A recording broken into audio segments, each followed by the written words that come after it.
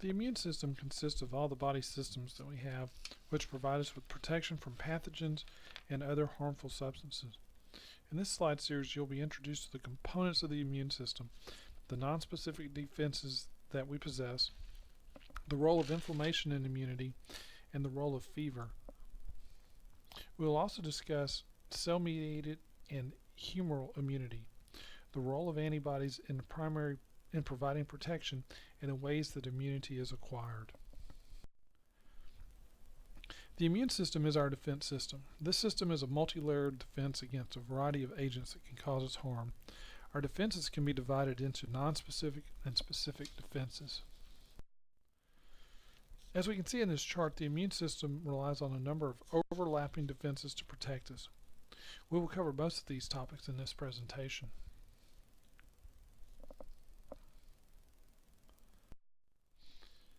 The defenses that we have, that we are born with, and that never change are called our nonspecific or innate defenses.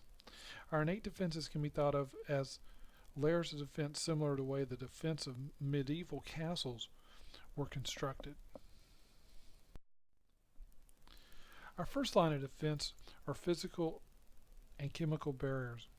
Usually, these two work in concert with each other. For example, saliva in the mouth is a physical barrier which washes the oral cavity.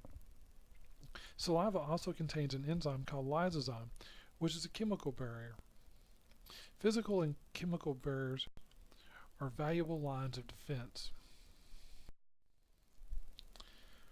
Pathogens which survive the physical and chemical barriers will then have to withstand the second line of defense, which includes a number of white blood cells.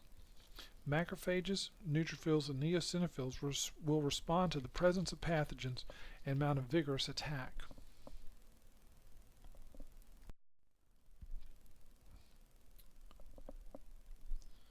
Inflammation is a nonspecific defense that occurs in response to tissue damage. Inflammation is a protective response that seeks to limit the spread of a pathogen from a site of tissue damage. The steps of the inflammatory process are shown in this figure.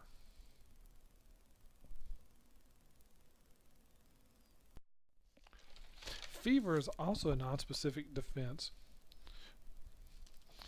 Chemicals are released by white blood cells which stimulate the hypothalamus to raise our body temperature. The increase in body temperature stimulates the activity of white blood cells and can inhibit the growth of some pathogens. Any pathogen that is able to survive the nonspecific resistance mechanisms will then face the specific or adaptive immune response. The specific or adaptive immune response involves T cells and B cells and is characterized by specificity and memory. Specific immune responses are also called adaptive immunity because these responses change over time in response to a pathogen. There are two types of adaptive immune responses: cell-mediated immune responses and antibody-mediated immune responses. Cell-mediated immune responses to an antigen are directed by helper T cells, which produce chemical signals called cytokines. Cytokines can activate a killer T cell, a cytotoxic T cell, to destroy cells that are recognized as foreign.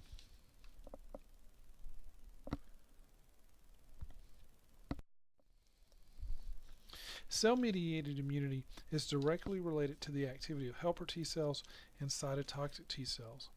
Cell-mediated immunity works best against cells infected with viruses or tumor cells.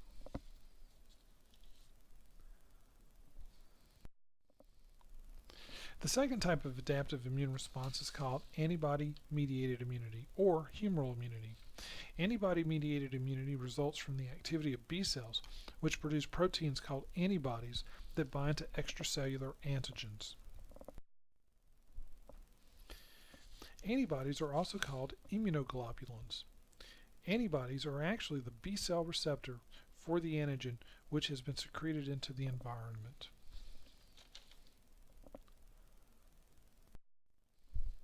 Antibodies can destroy antigens through several mechanisms. Antibodies can destroy antigens through neutralization, agglutination, opsonization, activation of complement proteins, or by stimulating the release of inflammatory agents.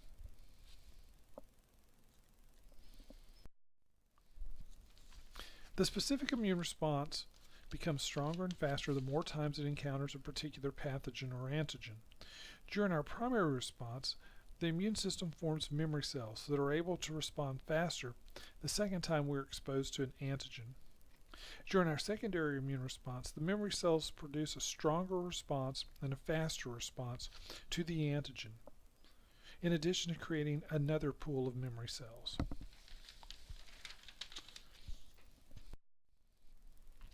The effects of antibody production during a secondary response is shown in this graph.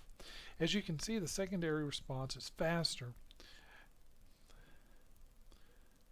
and leads to a greater number of antibodies being produced.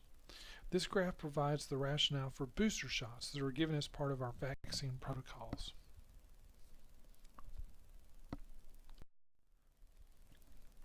Immunity refers to the state of being protected from a disease.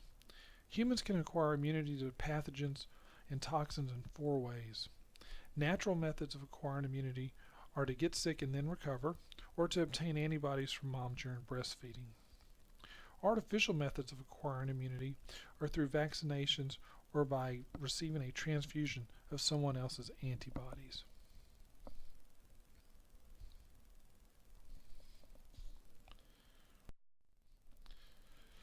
This concludes our presentation about the immune system.